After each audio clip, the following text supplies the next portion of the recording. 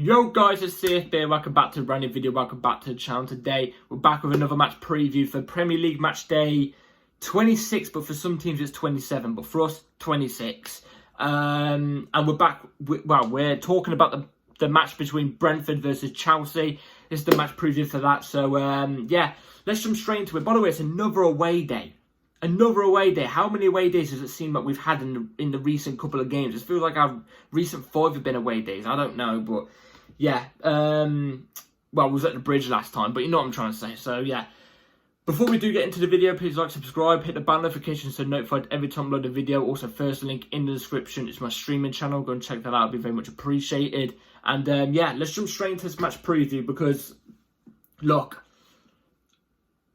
we're on match day 25. It feels like we're on match day 45, and there's not even 45 match days in a season. That's how long it feels like this season is dragging out. And look, I come on there. I've got a YouTube channel for a reason because I like to put my opinions out there. I like to say my opinions. I like to communicate with you guys and talk about Chelsea. You know what I'm trying to say? And even the people who don't like my content and stuff like that, hey, I put myself out there. You know what I'm trying to say? So it's you know. But if you've been seeing my opinions, I've been saying I do not rate us whatsoever this season. This season, I think it's just as bad as last season, except from we've actually made it quite far in 2 cup competitions. Well, if you think about it, actually, last season, what was it? We made this to the quarterfinals, was it, of the Champions League? I'm pretty sure. I can't remember. It was a quarterfinal or something like that. And we obviously didn't make it past that. We didn't make it past Madrid. But it just feels like this season is dragging and dragging and dragging. I'm just hoping these owners are preparing behind the scenes, ready for next season. You know what I mean? Bringing in maybe a new manager or something like that. I don't know. But yeah, like I've been saying, it feels like this season's dragged on for so long. But we've still got 18 games. We've still got 13 games left to play. After tomorrow, it'll be 12 games left to play. And we're currently sitting on 35 points in 25 games played. So, yeah, we are currently 3 points ahead of 12th. So we're sitting 11th. We're currently 3 points ahead of 12th. And 7 points ahead of 13th. So, yeah, we actually can move up if we win tomorrow. With a win tomorrow, we could move up because 10th is Newcastle. They're on 37 points in 26 games. So they played an extra game more. They've only got 2 points more than us. And Wolves are in 9th on 38 points in 26 games. They're only 3 points ahead of us with a game in hand. Again, if we win tomorrow, we could get up to that 9th spot, around that place. So let's hope we can build up the table because I want nothing more than us to build up to the table. Build up more to the table. You know what I'm trying to say? So that's all that matters. But the team that we're playing against, Brentford, who I think are a really good team, I was shocking to learn that they actually currently are sitting in 25 points in 26 games played in 16th place. I didn't know they were that low. To the relegation zone, they're only 5 points above relegation. To be fair, I consider Brentford a very strong side. I think tomorrow's going to be a very tough game. Brentford, they're very solid defensively. They've obviously got a really good striker in Ivan Toney. I think he's a really good striker. He's now back from his ban.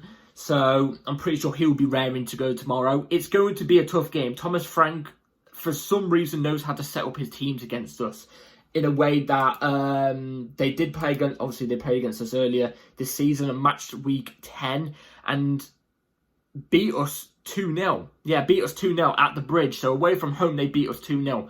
So, you know, it's not going to be an easy game whatsoever. Not whatsoever. And I actually think, call me crazy, but I think this is actually going to be a tougher game than the Man City game. Why? Because we're going to Brentford's ground, hard ground. You've got the stadium, the fans are quite close to you. You can hear that roaring in your ears. Brentford, very solid team. They're not a team that plays tiki-taka. They will put the physicality on you. What do we not do well with at the moment? Physicality. We hate playing teams that have more physicality than us. That's from my opinion. And also, I don't think the players that we currently have right now like to stand up against the crowds and prove them wrong. Like the opposition crowds and prove them wrong. Mainly maybe because they're just a bunch of young players, a bunch of young kids. I don't know. But like I said, tomorrow's going to be a very, very tough game. But what might go in our favour tomorrow is, I read something online that apparently Brentford's back line, their defensive back line, apparently they're all out. Now, I don't know if that's 100% true. That's all I've read online. But if that's the case, it gives us a boost. It gives us a boost in that sense. As in, like, realistically, it should make it easier for our forward line, even to create chances. But knowing how we move, it will not make it like that, because we're Charity FC. Whenever stuff like this happens, we bottle it. The recent Chelsea, last 2 years, we have a tendency, whenever, a team is on a losing streak, and they're playing awful, or they've got so many players out injured, and they're putting in their weak players or something like that, we have a tendency to give away the points when we should be getting the points. You know what I'm trying to say? So tomorrow, I'm hoping that's not the case. I'm really hoping that's not the case, because we need to climb up this table. I do not want another season of going mid-table. Because let's be real, Chelsea FC, they should be top 4, top 3, top 2, challenging for the biggest titles. Don't get me wrong, one season, you could say you're going to finish 6th or something like that, or something like that. Do you know what I'm trying to say? Everybody has those seasons, apart from Man City at the moment. Even when we were in our prime days, we still finished 6th and 5th at times. But the season after, we'd be third. Majority of the time, we'd be first or second. We'd be contending, but sometimes we finish 3rd or 4th. You know what I mean? Around that angle. If we don't pick up points in these type of games again, and we do bottle it, there's 2 seasons where we're finishing mid-table. That's awful for our club.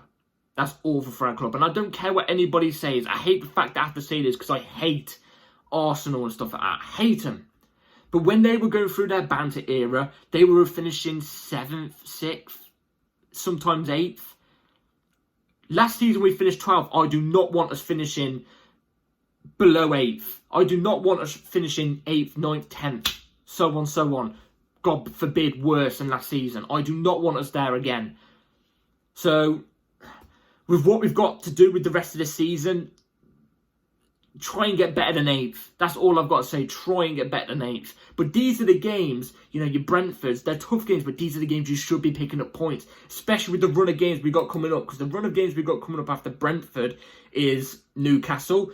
Yes, they're around the same position as us, but they're a very, very tough side. So we've got Newcastle at the Bridge. And then we got Arsenal, which actually is postponed, so I don't know when that's going to be done, but that's going to be at Arsenal's ground. And then we've got Burnley, which is a game you should be picking up points. And then we've got United, which, bloody hell, we made United last time look like prime Brazil. Do you remember that? So, Jesus Christ. Again, Sheffield United is a team you should be picking up points. Everton is a tough game. I don't care how far low they are. They always give us a game. Brighton is a game as well, especially at their ground. Aston Villa is a game, especially at their ground. West Ham will be a game as well. Nottingham Forest, meh. It depends what they turn up. And then Bournemouth. So, we actually have a tough run of games. There's only like 3 games that you could say there that Chelsea are must-win pick-up points. And that's Sheffield United. You can look at, obviously, Everton and say that's a must-win, must-pick-up points. But they always do something against us. They know how to set up against us. And they are a tough team to break down. They are the type of teams that we drop points to. So, don't know about Everton. But, your Burnleys, Sheffield United's, Bournemouth, Nottingham Forest, they're the teams you should be picking up points. But then there's another, like I said, there's another 5 or 6 games there where we could struggle to pick up points. So, all these games that are coming up, even if there's a slight chance of picking up a point, you've got to try and do it. You've got to try and do it. So, yeah, let's get on to the start 11 that I think I would go with for tomorrow. By the way, quickly, injury news. Cucurella is off the injury books. He's off the injury list, but I don't think he's fully back from injury yet. Reece James is in recovery, and he is in training, but not full training. He's still on the injury list then.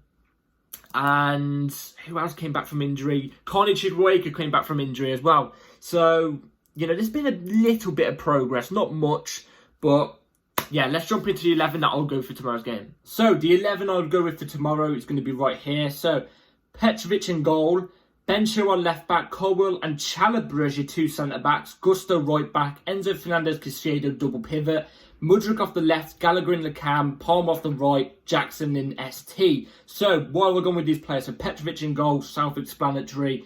Sanchez came in for a game. I get it, he's only just come back from injury, so bear with him a sec. But I'm sorry, the 2 goals he conceded, maybe I'm a little bit harsh on the first one because it was quite close, but he didn't even seem to even like react in some sort of way. And the same with the second, in a way, it seemed a bit lazy. But I feel much more better and comfortable with Petrovic. I think he's just better in all sorts of departments. So Petrovic in goal. Ben Chilwell comes back. He didn't play in the last game. He came off the bench very, very late on in the game. So I think he was safe for this game. You could say he's one of our big players. He's meant to be one of our experienced players. He's meant to be our captain. Sorry. So he has to play in this type of game. With Cucurella coming back soon as well, we can start chucking in and, you know, rotating a bit more, stuff like that. So that'll be quite good.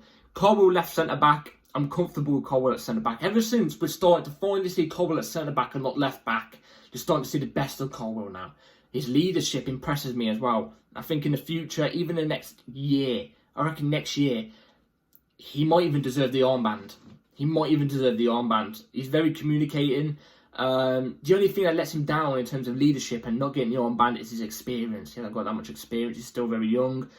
But I'm quite comfortable with him there. Over like Thiago Silva and stuff like that. Thiago Silva, by the way, I would have in his team. Thiago Silva starts tomorrow. I'm not complaining. But I feel a lot comfortable with Levi Colwell and Chalobah. Let's move on to Chalobah. I thought he had a great game. I haven't said enough praise for it, actually. When he got moved out wide to fullback, he didn't have the best game, but he was still doing quite comfortable. When he was actually playing at the back, I thought he was really solid.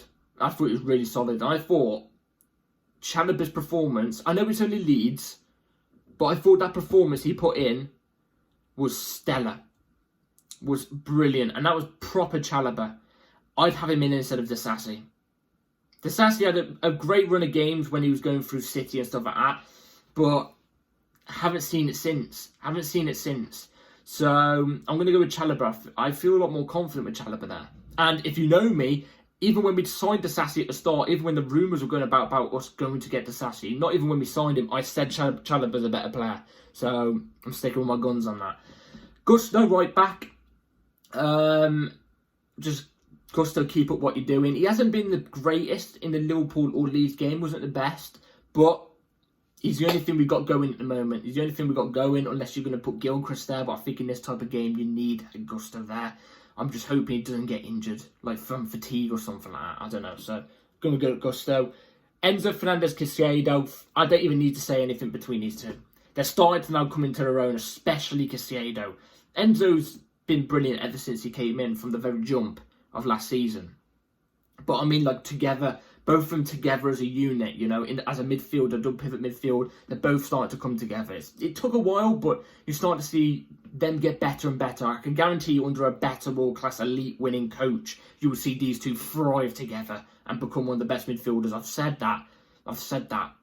And not individually best midfielders, I mean best midfielder partnership as well. So yeah, Caicedo, especially the way he wins the ball back at the moment. What I say about Caicedo is he needs to stop being needs to be more cleaner with the tackles. I like his aggressiveness, but he gets booked too many times. He's going to get suspended at some point, so he should be a bit more cleaner with his tackles, you know what I'm trying to say. So, yeah, Mudryk off the left. Now, if you watched my review of the last game against Leeds, I came out and I said I didn't think Mudryk had a great game. I don't think he had a great game. He scored a goal, but he didn't really offer much after that. Bob, maybe 2 or 3 things that he got right, but I don't know. I think he had a very average or something like that game. But he was playing in a number 10. He was playing in the 10. I don't see a way we can play him in a 10 in this game because I think Gallagher also, when he came off the bench, he was the difference maker. He came off the bench and he scored. So there's that there. And I think in that sense, especially when Pochettino also rested Gallagher in the last game, Gallagher's automatically going to start. So that's why I chucked him in there. I would start him anyway, to be fair, as he got the goal. I think it's only fair. Keep up the good run of form.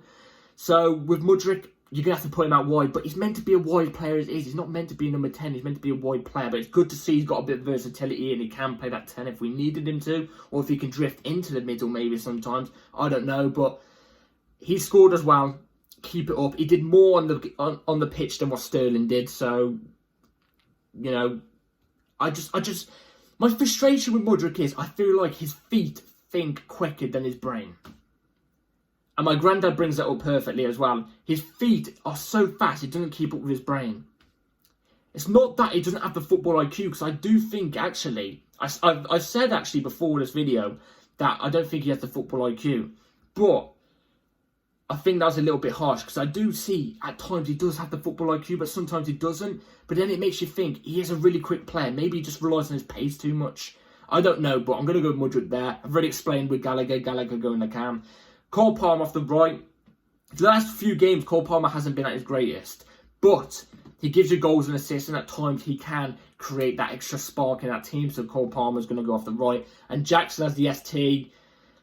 Just bag me more goals, Jackson. I thought the way him and Madueke, I think it was, linked up for Jackson's goal against Leeds, I thought was perfect. That was a perfect goal. I looked at it. It was so simple, so basic, but so nice and so neat. You know what I'm trying to say? So there's no Madueke, but I hope he can build that with Mudryk and Palmer. He seems to have a good relationship with Mudryk. Him and Mudryk combine quite well together. So, yeah. I hope he does the same with Palmer. Madueke, I didn't think really had a great game against Leeds, but he bags an assist. So, yeah. That's the start 11 I'll go for tomorrow. Hopefully you guys enjoyed. What the hell? Let me know in the comments down below what you guys will go with. So, to the dreading part. Score prediction. Score predictions. Oh, my God. I've got to be honest. I can see us taking this game. Especially with Brentford apparently having their whole back line out. I can maybe see us taking this game, but I've got to be honest, their home advantage kind of scares me. They turn up when they're at home against us. The times I've seen us go to Brentford's ground, they kind of do turn up against us. So I'm going to go with 1-1. I think we're going to get a draw. It's a point, but we need to be picking up the 3 points. We need as much 3 points as we possibly can get at the moment. I just got a feeling it's going to be 1-1. It's got a draw written all over it. But I do think we can get the better of them. It just depends. It really just does depend. Like I said, especially with that back line out, apparently. And a few of their players out in general. And the quality that we have compared to Brentford. The way that you would expect us to have over Brentford, let's be real here. I do expect us to get the 3 points, but I think it's going to be 1-1. I think we're going to fall short. I think it's going to be 1-1. But yeah, let me know in the comments down below what your predictions are. Be very intrigued to know.